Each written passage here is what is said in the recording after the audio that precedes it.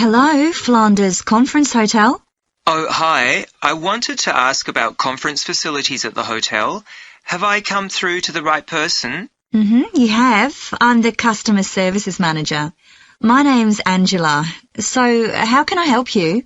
Well, I'm calling from Barrett and Stansons. We're a medical company based in Perth. Oh, yes? And we're organising a conference for our clients to be held in Sydney. It'll be held over 2 days, and we're expecting about 50 or 60 people. When were you thinking of having it? Sometime early next year, like the end of January. It'd have to be a weekend. Let me see.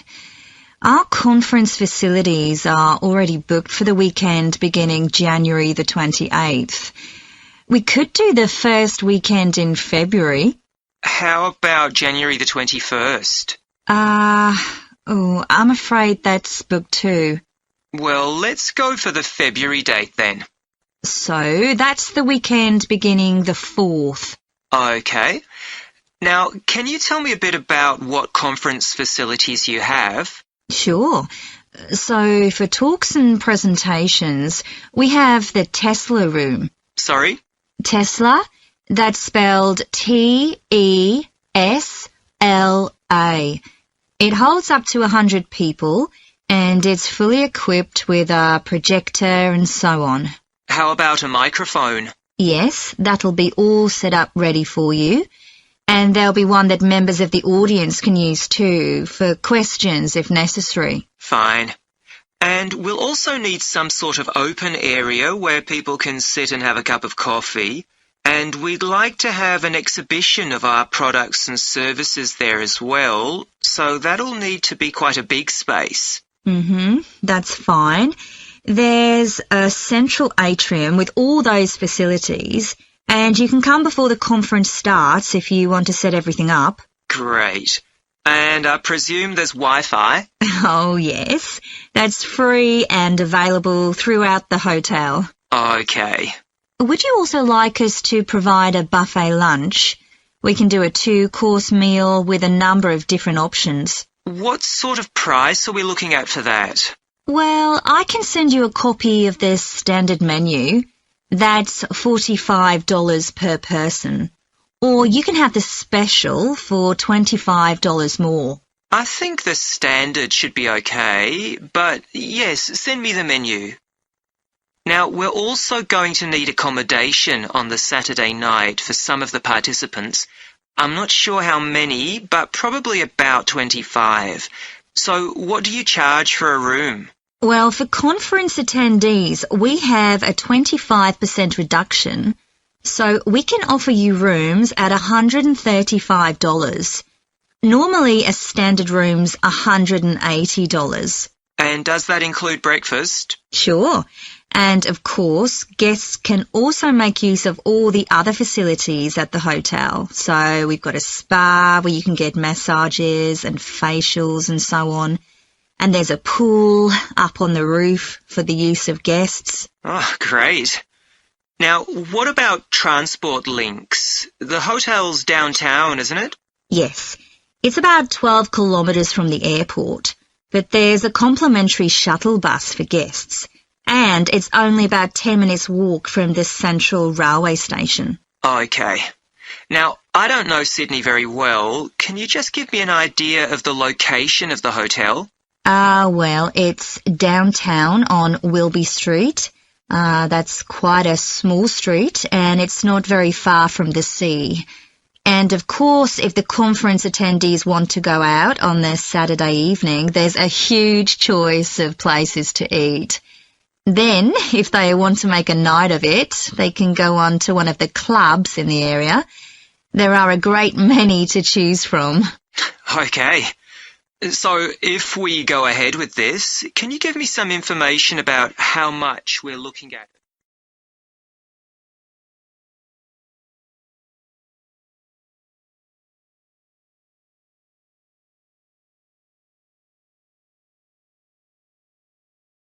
Good morning. My name's Lucy Crittenden, and I'm the Director of Operations for an organisation that arranges volunteering in this part of the country.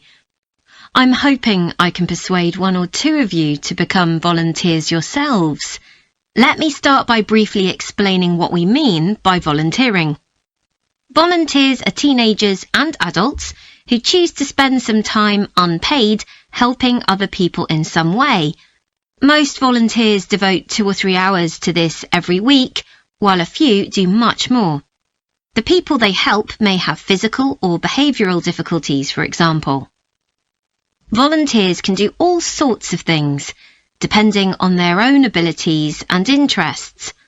If they're supporting a family that's struggling, for example, they may be able to give them tips on cooking, or recommend how to plan their budget, or how to shop sensibly on their income.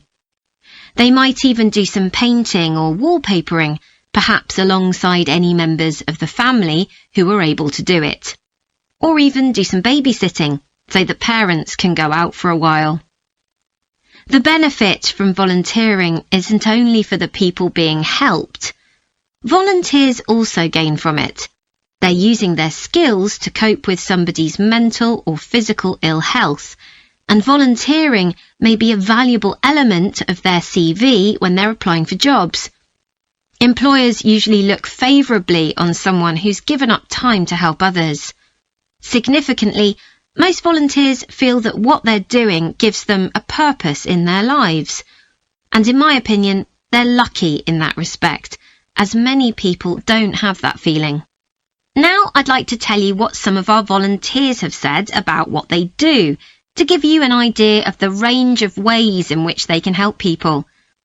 Habib supports an elderly lady who's beginning to show signs of dementia. Once a week they, along with other elderly people, go to the local community centre where a group of people come in and sing.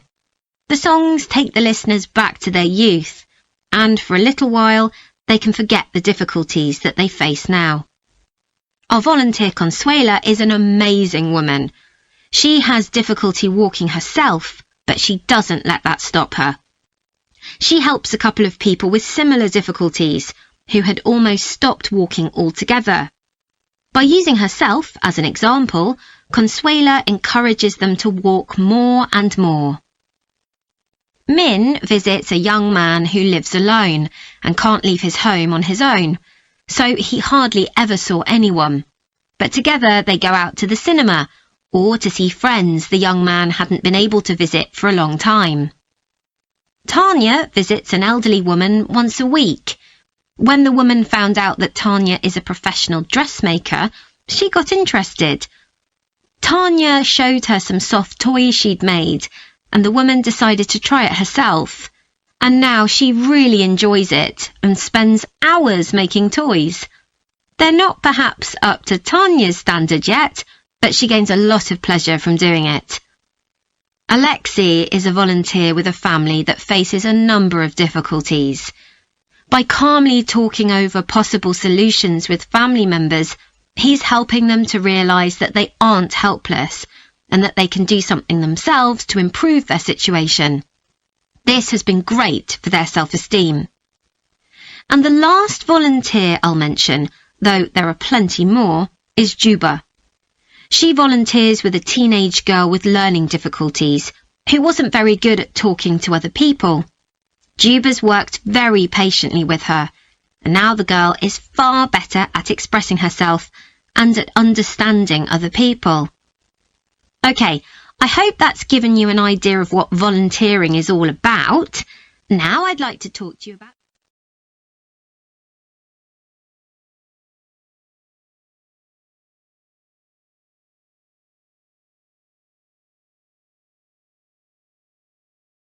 So, how are you getting on with your teaching practice at the high school, Joe? Well, I've been put in charge of the school marching band, and it's quite a responsibility. I'd like to talk it over with you. Go ahead. You better start by giving me a bit of background. Okay. Well, the band has students in it from all years. So they're aged 11 to 18, and there are about 50 of them altogether. It's quite a popular activity within the school. I've never worked with a band of more than 20 before, and this is very different. I can imagine. They aren't really good enough to enter national band competitions, but they're in a regional one later in the term.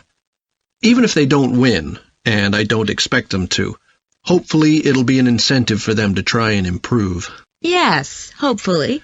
Well, now the town council's organizing a carnival in the summer, and the band has been asked to perform. If you ask me, they aren't really up to it yet, and I need to get them functioning better as a band, and in a very short time. Have you been doing anything with them? Apart from practicing the music, I mean. I played a recording I came across of a drummer talking about how playing in a band had changed his life. I think it was an after-dinner speech. I thought it was pretty inspiring, because being in the band had stopped him from getting involved in crime. The students seemed to find it interesting, too. That's good. I'm planning to show them that old film from the 1940s, Strike Up the Band, and talk about it with the students. What do you think? Good idea. As it's about a school band, it might make the students realize how much they can achieve if they work together. That's what I've got in mind.